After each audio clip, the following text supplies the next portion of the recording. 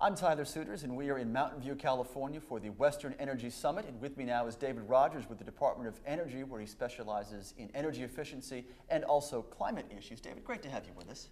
Absolutely. It's wonderful to be here. Let's start with efficiency issues because these have been in the headlines so much lately with Secretary Chu's recent trip to China and the MOU that was reached on energy efficiency. Well, you know, Tyler, energy efficiency is a true resource in this country. It's the cheapest, fastest, most effective form for reducing energy consumption and climate emissions. And the good news is that there's a vast resource of energy savings out there to be had.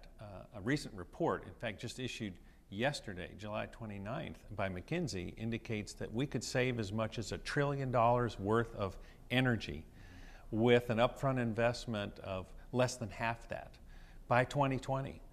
The bad news is that energy efficiency sometimes is hard to get at.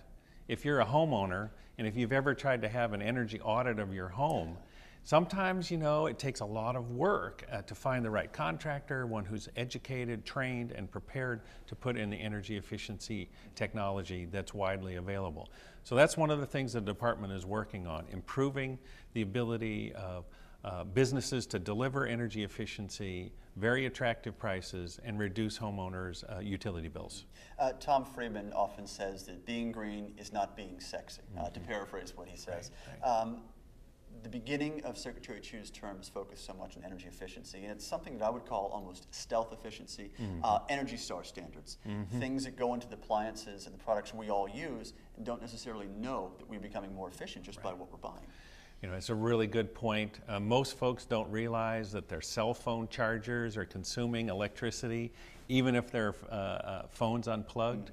Those are the kind of simple things that we're trying to do, but we also need to make Americans aware that the technology that they buy can help them save energy, and they don't even have to think about it. So if they get a programmable thermostat and put it on the settings that will save them energy even when they're not in the house, and they don't even have to bother with it.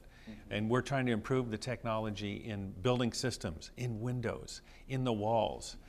You can put a white roof on your house or on your commercial building and reduce the heat coming in, reducing your air conditioning bills, and saving energy.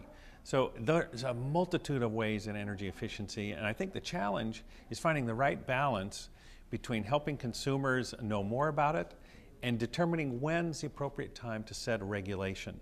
For example, in appliances.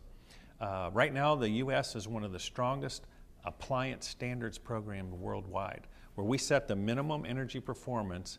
You cannot sell a dishwasher in the United States unless you meet the performance standard that's set by our regulation. That has helped save tremendous amount of energy over the years. It's going to be very important going forward. Let's discuss the other end of that spectrum. That is the very high-profile Recovery Act, which spent so much money and is still in the process of doing so, investing in energy and efficiency-related issues. Recovery Act is unprecedented. What Congress asked was two things. Create jobs, get the economy back on track, and they wanted green jobs. So that means using our resources to help create clean energy industries. So we're investing in wind, in solar, in geothermal, in biofuels. We're investing in efficiency.